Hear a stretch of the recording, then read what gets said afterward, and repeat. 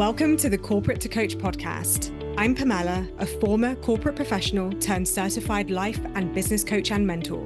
If you're ready to sign clients, grow your soul-led coaching business, and shed the employee identity so you can step fully into business ownership, you're in the right place.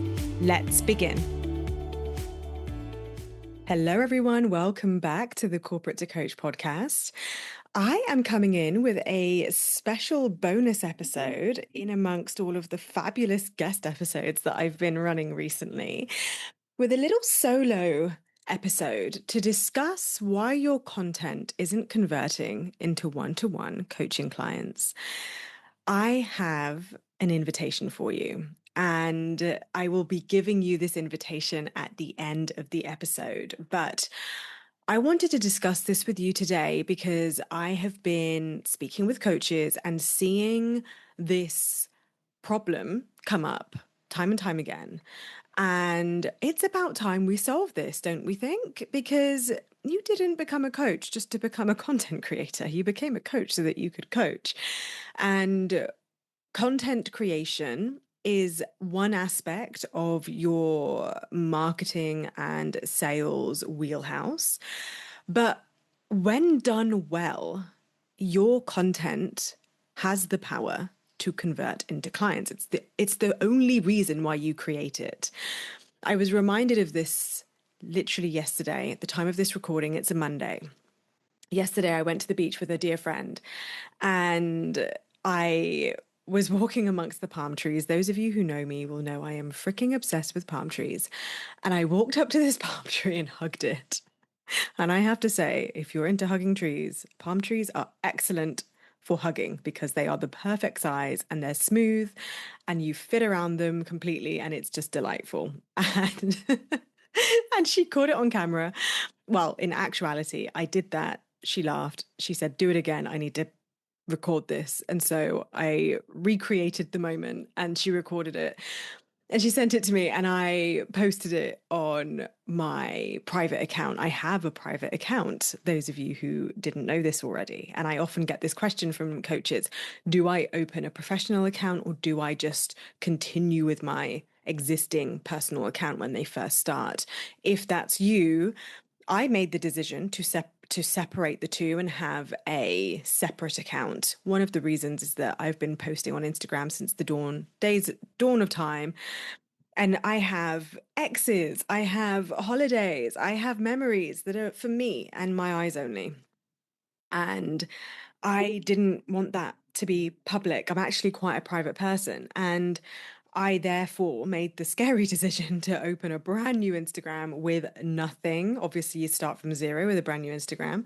And I've built it from there. And I wanted to have that differentiation. The truth is, there is no right way. You've just got to have your reasons and love them. I loved my reasons. I still do. When she sent me this video of me hugging this tree, this beautiful palm tree at the beach, I posted it on my private account. And I captioned it something along the lines of, in my natural habitat, I think I said. And look, you know my business account, Coaching with Pamela. I don't think I've ever done a caption that was 4 words. Let's be honest. Everything I put on Coaching with Pamela are either posts that are designed to call in my clients, posts that are designed to nurture my clients, or posts that are designed to be an expression of my wisdom and my lived experiences of what I think is useful in the context of me as a coach. So just for the kicks, I may use that B-roll to advertise this podcast episode as an example. But for me, when I am posting and creating content, there is such a clear differentiation between its purpose and my purpose for posting on socials versus my purpose for posting on my private account, which is truly just to log memories that I don't want to forget.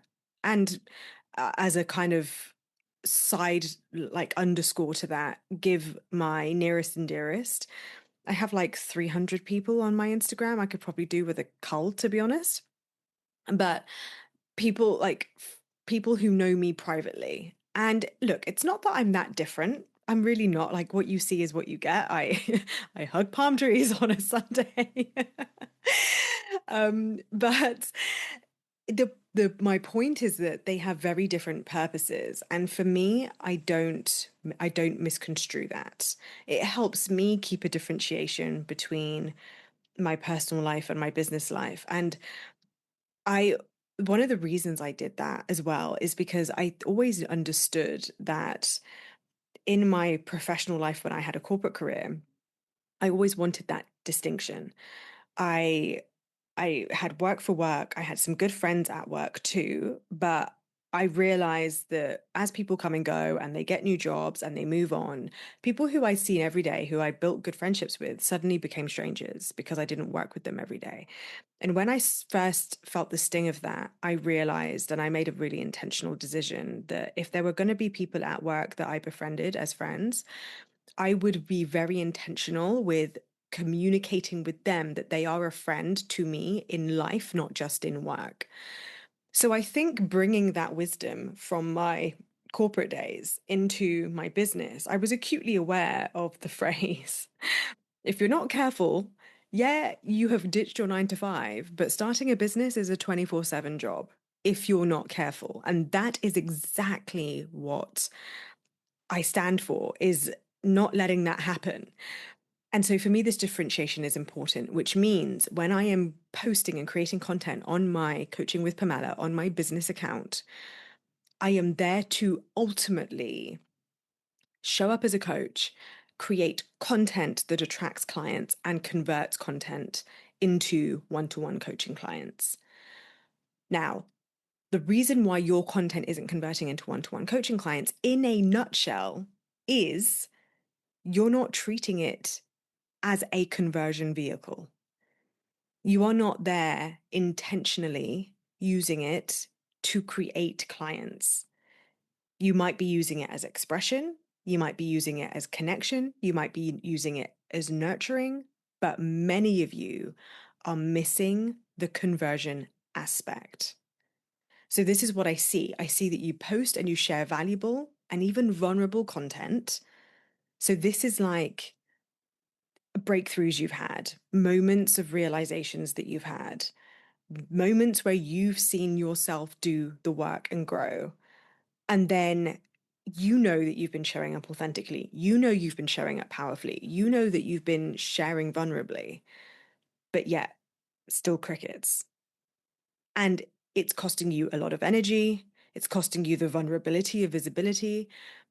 It's costing you time that frankly you don't have, either because you've got clients to serve, a 9 to 5 to serve, a life to enjoy. You don't want to be creating content when ultimately you want to be enjoying your life. And what you really want from your content instead is the conversion. You want clients who are ready to work with you, who are booking consults actively, who are not just booking consults, but coming to the consults, having understood what you are about, not just feeling a connection to you as a person, which don't get me wrong, is so valuable and so beautiful, but they come to the calls ready to get coached, ready to like start, ready to be like, so how does it work and when can I begin with you? Not, I'm booking a free call because I just kind of want to get the free part and I really don't have the money and I'm not interested in actually taking this all the way.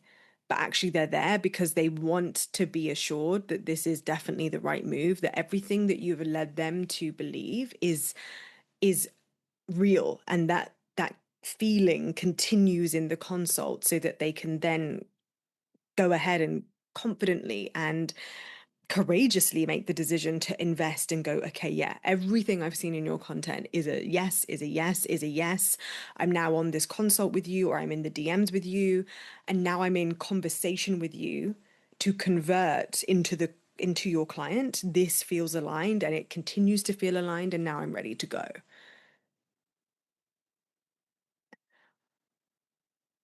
On Thursday, at the time of this recording. And if you're catching this a week late, don't worry, it's on replay. I am running a webinar where I'm going to break down all of the things that I see coaches are doing wrong, the mistakes that you're making in your messaging. Now, I want to be really freaking honest with you here. This is for the person who fundamentally knows that developing the skill set that creates content that converts is one of those things that is a nice to have. And what I mean by that is, it is, and I am unequivocally telling you that you can show up in your content with that much power, that much conviction, that much consistency, that much inner belief and self assuredness that technically the things that I am going to highlight on Thursday or on this webinar, if you're watching it on replay, are the things that I have seen many coaches miss. But you do not necessarily need them, because if you show up with enough internal power, you will create clients. But if you're anything like me and you appreciate having it clearly laid out, if you're anything like my partner, for example, and it comes to cooking a recipe and you like to have the recipe and you like to follow the instructions and you like to know exactly what step to take and you like to understand the process, this is for you.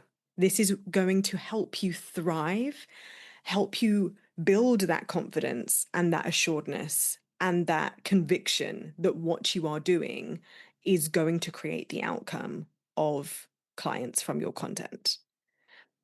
If you listen to that and you think, actually, this is just a matter of remembering who the fuck I am. Honestly, I can honestly say to you that at its fucking core of the whole entirety of business is all you ever need.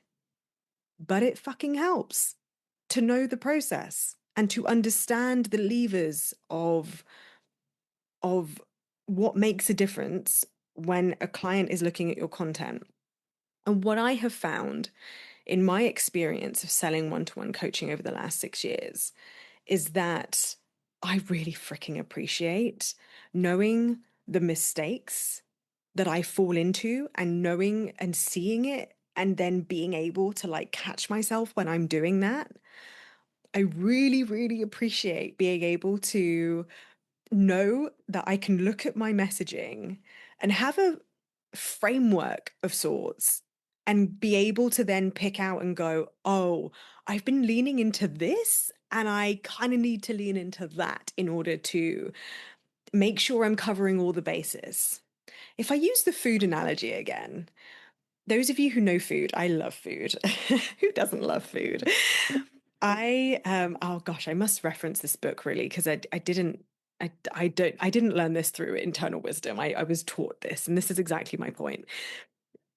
All food comes down to 5 distinct flavors.